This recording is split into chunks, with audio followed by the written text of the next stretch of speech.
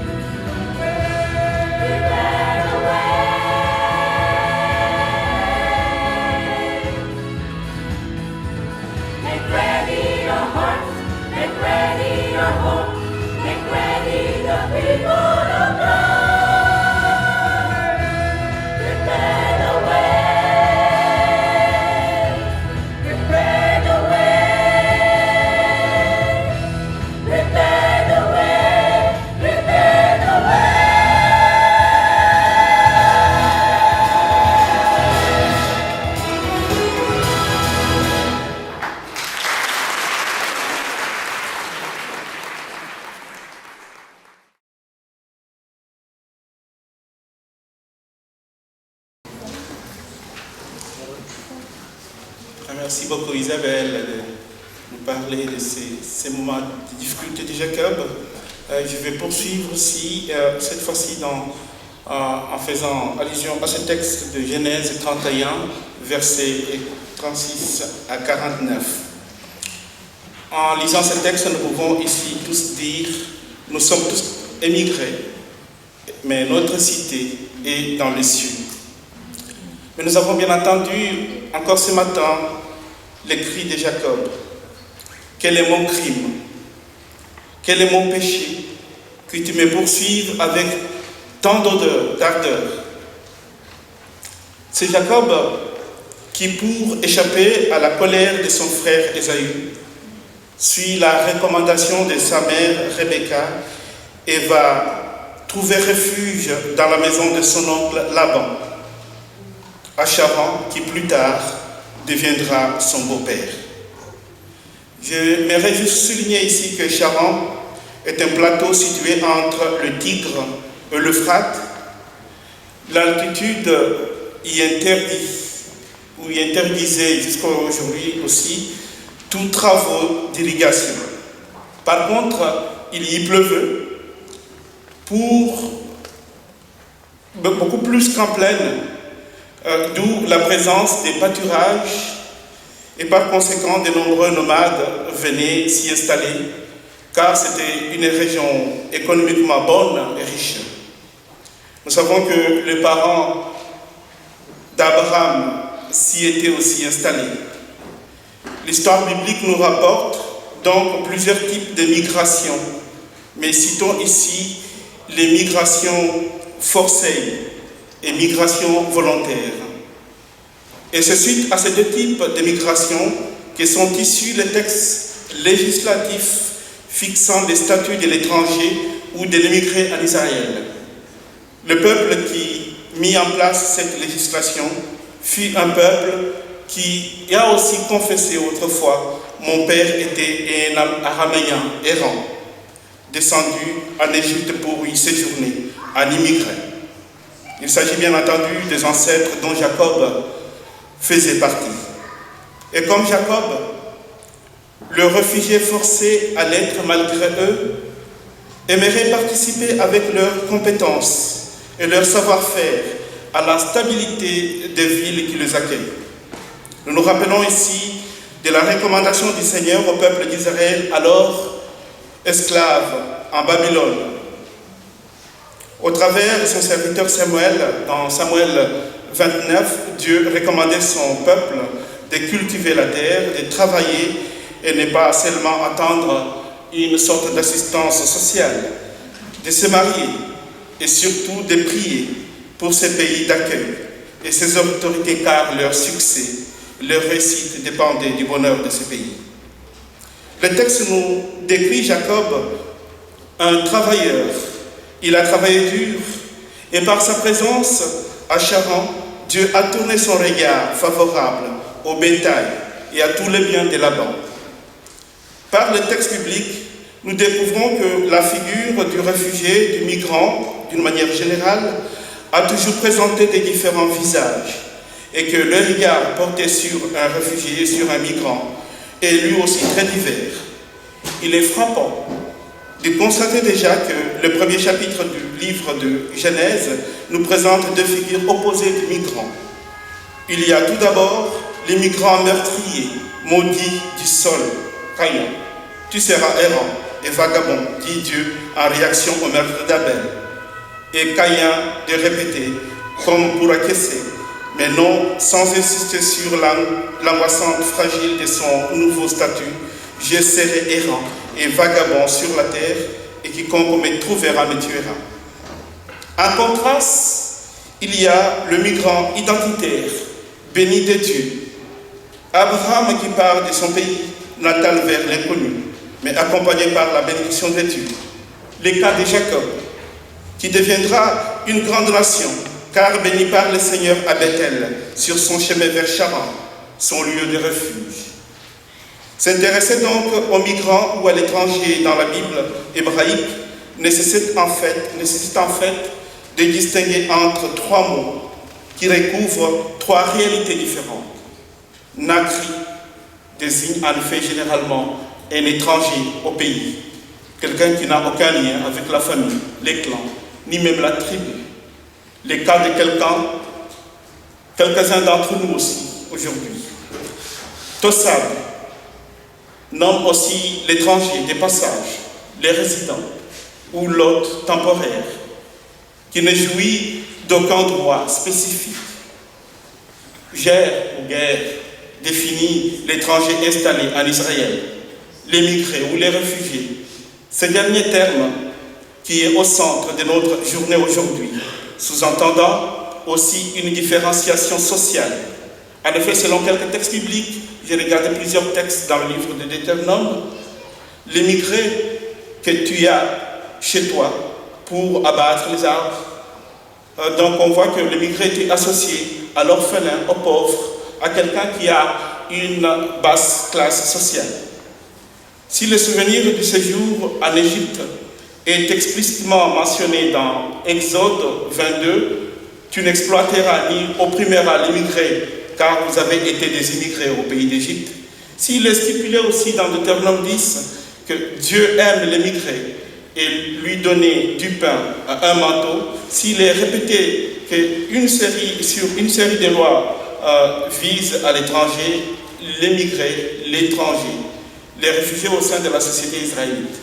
Force est cependant de constater que parfois il y a la loi de la théorie à la pratique, la législation qui maintient une différence et accepte comme allant de soi l'infériorité sociale des immigrés.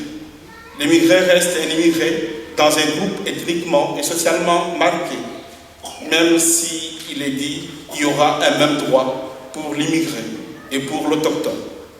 Il y a aussi une même loi pour l'autochtone et pour l'immigré qui séjourne au milieu de vous, comme dit le livre de Lévitique. La dénonciation à Malachie est encore beaucoup plus frappante. Malachie 3,5. Je m'approcherai de vous pour les jugements contre ceux qui exploitent et qui font tort à l'étranger. Ceci confirme l'écart entre les textes législatifs et la réalité. Voilà pourquoi Jacob crie sa déception. Quel est mon crime? Quel est mon péché? Que tu me poursuives avec tant d'ardeur. À la charnière de temps, l'événement Jésus de Nazareth a fait éclater ces notions d'étrangers et de migrants pour leur donner une dimension nouvelle. C'est qu'avec le Nouveau Testament, nous vivons les temps d'une valorisation du terme de l'étranger ou du migrant, dans la mesure où ces deux notions plutôt servent à caractériser les chrétiens dont l'objectif n'est plus de jouir en toute quiétude de l'héritage d'une terre, mais d'habiter, au dire de Paul, une cité céleste. Car notre cité à nous est dans le ciel, n'ayant pas ici-bas des cités permanentes. C'est dans cette logique que l'auteur de la première épître de Pierre interpelle ses destinataires comme des exilés ou des gens des passages et des étrangers. On trouve les mots comme parokoi ou parépidémoi, au sens où l'on considère qu'ils ont un autre système de valeurs et probablement une autre espérance, mais grâce à l'œuvre de paix réalisée par le Christ notre Seigneur. Les chrétiens d'origine païenne ne sont plus désormais ni des étrangers, ni des émigrés, à l'alliance de la promesse. Leur exclusion n'est plus de mise. Leur manque est comblé car il n'y a plus ni grec, ni juif, ni noir, ni blanc, ni suisse, ni camerounais, ni philippien, ni brésilien, ni congolais, ni coréen, car tous, nous avons été rachetés au même prix, les prix de la croix. Notre cité est une cité céleste, et le bel exemple vivant est celui que nous vivons au sein des témoignages ensemble à Genève. Amen. Amen.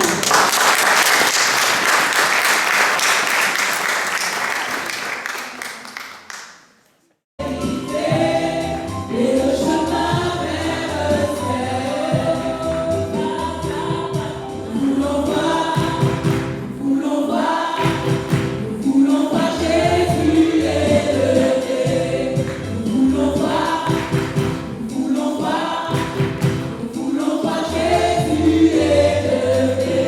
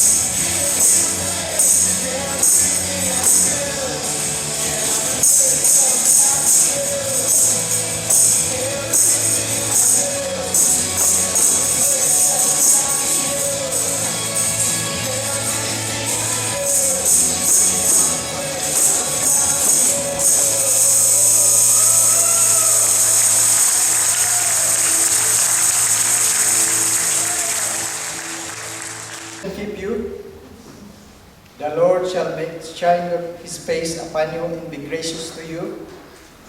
The Lord lift up his countenance upon you and give you peace. In the name of the Father, in the love of his Son, the Lord Jesus Christ, in the communion of the Holy Spirit, forever and ever. Everybody say, Amen. Tout au long de la journée, l'Esprit a soufflé sur nos cœurs. Il a fait de nous de nouvelles créatures.